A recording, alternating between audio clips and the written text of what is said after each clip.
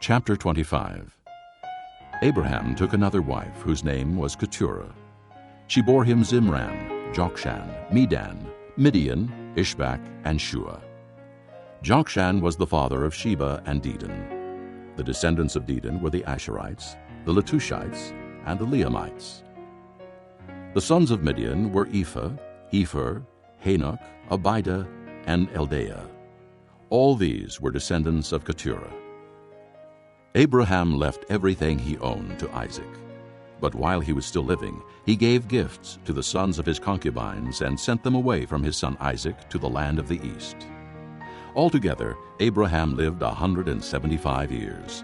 Then Abraham breathed his last and died at a good old age, an old man and full of years, and he was gathered to his people. His sons, Isaac and Ishmael, buried him in the cave of Machpelah near Mamre, in the field of Ephron, son of Zohar the Hittite, the field Abraham had bought from the Hittites. There Abraham was buried with his wife Sarah. After Abraham's death, God blessed his son Isaac, who then lived near Beer-lahai-roi. This is the account of Abraham's son Ishmael, whom Sarah's maidservant Hagar the Egyptian bore to Abraham. These are the names of the sons of Ishmael, listed in the order of their birth: Nebaioth, the firstborn of Ishmael, Kedar, Adbeel, Mibsam, Mishma, Duma, Massa, Hadad, Tema, Jetur, Naphish, and Kedemah.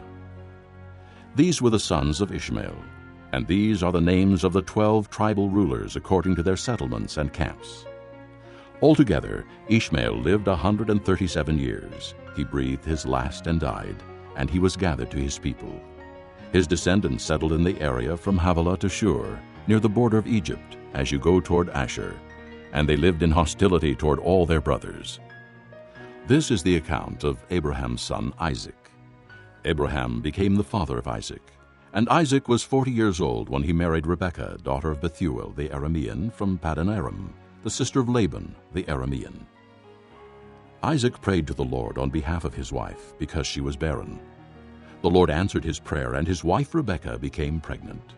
The babies jostled each other within her, and she said, "Why is this happening to me?" So she went to inquire of the Lord. The Lord said to her, 2 nations are in your womb, and 2 peoples from within you will be separated. One people will be stronger than the other, and the older will serve the younger. When the time came for her to give birth, there were twin boys in her womb. The first to come out was red, and his whole body was like a hairy garment. So they named him Esau. After this, his brother came out with his hand grasping Esau's heel. So he was named Jacob. Isaac was 60 years old when Rebekah gave birth to them. The boys grew up, and Esau became a skillful hunter, a man of the open country, while Jacob was a quiet man, staying among the tents. Isaac, who had a taste for wild game, loved Esau, but Rebekah loved Jacob. Once when Jacob was cooking some stew, Esau came in from the open country, famished. He said to Jacob, "Quick, let me have some of that red stew. I'm famished." That is why he was also called Edom. Jacob replied, "First, sell me your birthright." "Look, I am about to die. Esau said. What good is the birthright to me?" But Jacob said, "Swear to me first." So he swore an oath to him, selling his birthright to Jacob. Then Jacob gave Esau some bread and some lentil stew. He ate and drank, and then got up and left. So Esau despised his birthright. Chapter 24. Jesus left the temple and was walking away when his disciples came up to him to call his attention to its buildings. "Do you see all these things?" He asked. "I tell you the truth, not one stone here will be left on another. Every one will be thrown down." As Jesus was sitting on the Mount of Olives, the disciples came to him privately. "Tell us," they said, "when will this happen, and what will be the sign of your coming and of the end of the age?" Jesus answered, "Watch out that no one deceives you. For many will come in my name claiming, 'I am the Christ,' and will deceive many. You will hear of wars and rumors of wars, but see to it that you are not alarmed. Such things must happen, but the end is still to come." Nation will rise against nation, and kingdom against kingdom. There will be famines and earthquakes in various places. All these are the beginning of birth pains.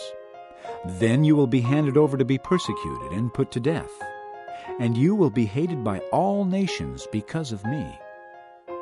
At that time many will turn away from the faith, and will betray and hate each other, and many false prophets will appear and deceive many people. Because of the increase of wickedness, the love of most will grow cold.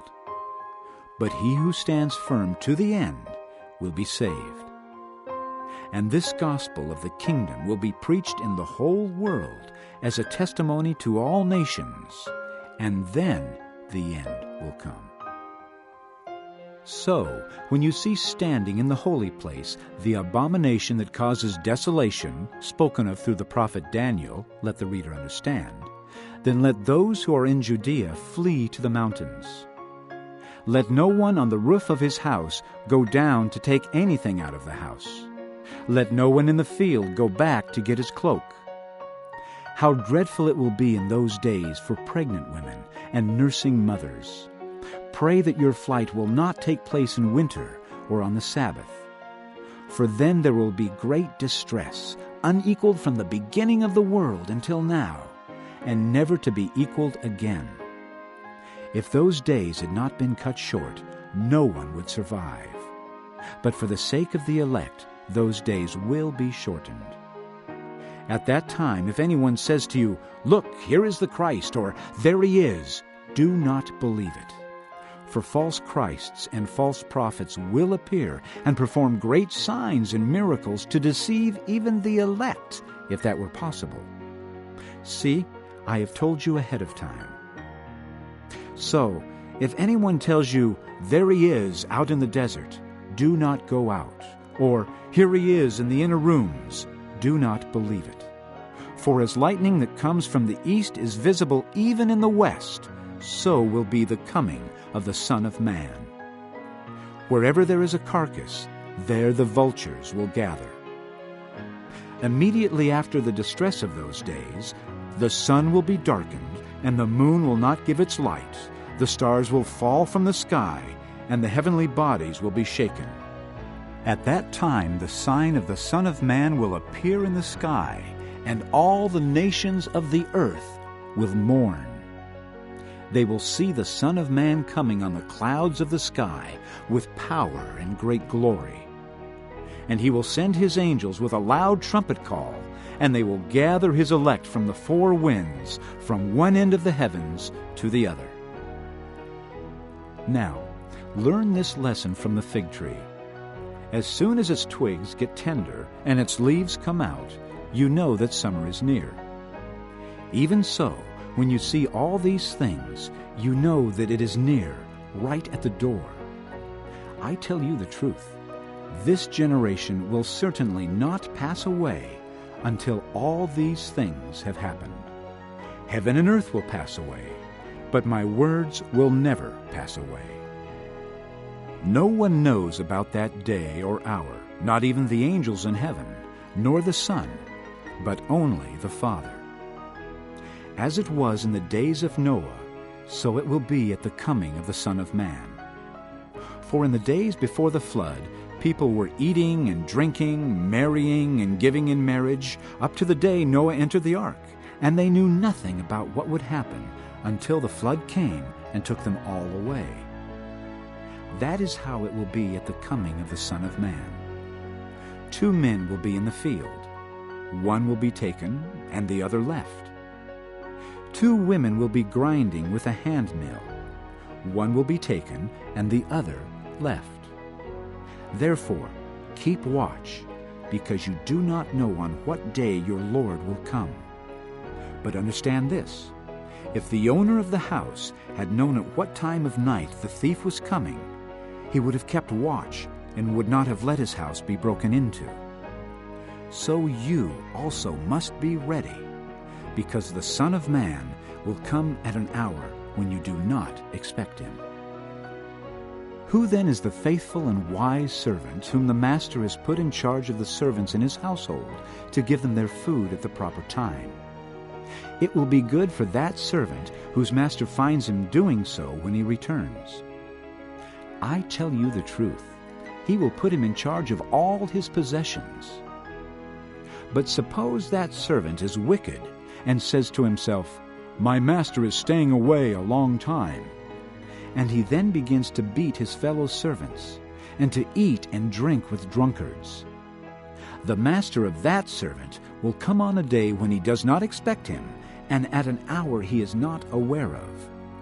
He will cut him to pieces and assign him a place with the hypocrites, where there will be weeping and gnashing of teeth. Esther, chapter 1. This is what happened during the time of Xerxes, the Xerxes who ruled over 127 provinces, stretching from India to Cush. At that time, King Xerxes reigned from his royal throne in the citadel of Susa, and in the 3rd year of his reign, he gave a banquet for all his nobles and officials. The military leaders of Persia and Media, the princes and the nobles of the provinces were present. For a full 180 days he displayed the vast wealth of his kingdom and the splendor and glory of his majesty. When these days were over, the king gave a banquet lasting 7 days in the enclosed garden of the king's palace for all the people from the least to the greatest who were in the citadel of Susa. The garden had hangings of white and blue linen, fastened with cords of white linen and purple material to silver rings on marble pillars. There were couches of gold and silver on a mosaic pavement of porphyry, marble, mother of pearl, and other costly stones. Wine was served in goblets of gold, each one different from the other, and the royal wine was abundant, in keeping with the king's liberality. By the king's command, each guest was allowed to drink in his own way, for the king instructed all the wine stewards to serve each man what he wished. Queen Vashti also gave a banquet for the women in the royal palace of King Xerxes. On the 7th day, when King Xerxes was in high spirits from wine, he commanded the 7 eunuchs who served him, Mehuman, Biztha, Harbona, Bigtha, Abagtha, Zethar, and Carcass, to bring before him Queen Vashti, wearing her royal crown, in order to display her beauty to the people and nobles, for she was lovely to look at. But when the attendants delivered the king's command, Queen Vashti refused to come. Then the king became furious and burned with anger.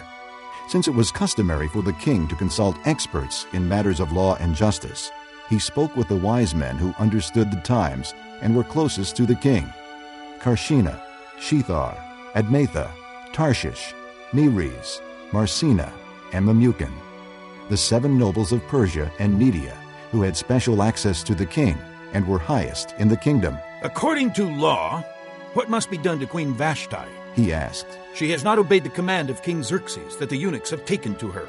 Then Memucan replied in the presence of the king and the nobles, "Queen Vashti has done wrong, not only against the king, but also against all the nobles and the peoples of all the provinces of King Xerxes.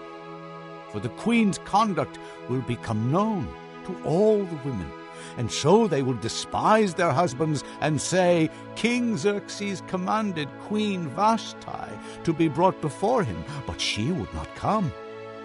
This very day, the Persian and Median women of the nobility who have heard about the queen's conduct will respond to all the king's nobles in the same way. There will be no end of disrespect and discord. Therefore, if it pleases the king, let him issue a royal decree, and let it be written in the laws of Persia and Media, which cannot be repealed, that Vashti is never again to enter the presence of King Xerxes. Also, let the king give her royal position to someone else who is better than she. Then, when the king's edict is proclaimed throughout all his vast realm, all the women will respect their husbands, from the least to the greatest." The king and his nobles were pleased with this advice, so the king did as Memucan proposed. He sent dispatches to all parts of the kingdom, to each province in its own script, and to each people in its own language, proclaiming in each people's tongue that every man should be ruler over his own household. Chapter 24. 5 days later, the high priest Ananias went down to Caesarea with some of the elders and a lawyer named Tertullus, and they brought their charges against Paul before the governor. When Paul was called in, Tertullus presented his case before Felix. We have enjoyed a long period of peace under you, and your foresight has brought about reforms in this nation. Everywhere and in every way, most excellent Felix. We acknowledge this with profound gratitude.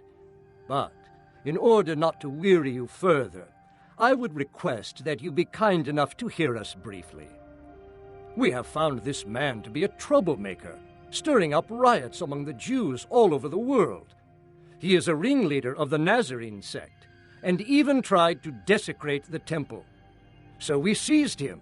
By examining him yourself, you will be able to learn the truth about all these charges we are bringing against him. The Jews joined in the accusation, asserting that these things were true. When the governor motioned for him to speak, Paul replied, I know that for a number of years you have been a judge over this nation, so I gladly make my defense. You can easily verify that no more than 12 days ago I went up to Jerusalem to worship. My accusers did not find me arguing with anyone at the temple or stirring up a crowd in the synagogues or anywhere else in the city, and they cannot prove to you the charges they are now making against me. However, I admit that I worship the God of our fathers as a follower of the way, which they call a sect.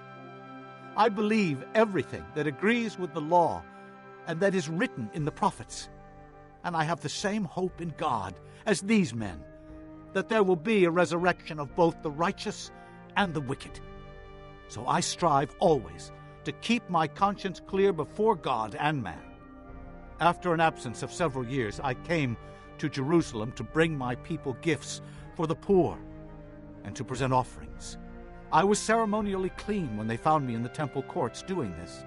There was no crowd with me, nor was I involved in any disturbance. But there are some Jews from the province of Asia who ought to be here before you and bring charges if they have anything against me. Or these who are here should state what crime they found in me when I stood before the Sanhedrin. Unless it was this one thing I shouted as I stood in their presence, it is concerning the resurrection of the dead that I am on trial before you today. Then Felix, who was well acquainted with the way, adjourned the proceedings. When Lysias the commander comes, he said, I will decide your case. He ordered the centurion to keep Paul under guard, but to give him some freedom and permit his friends to take care of his needs. Several days later, Felix came with his wife Drusilla, who was a Jewess. He sent for Paul and listened to him as he spoke about faith in Christ Jesus. As Paul discoursed on righteousness, self-control, and the judgment to come, Felix was afraid and said, That's enough for now. You may leave. When I find it convenient, I will send for you. At the same time, he was hoping that Paul would offer him a bribe, so he sent for him frequently and talked with him. When 2 years had passed, Felix was succeeded by Porcius Festus, but because Felix wanted to grant a favor to the Jews, he left Paul in prison.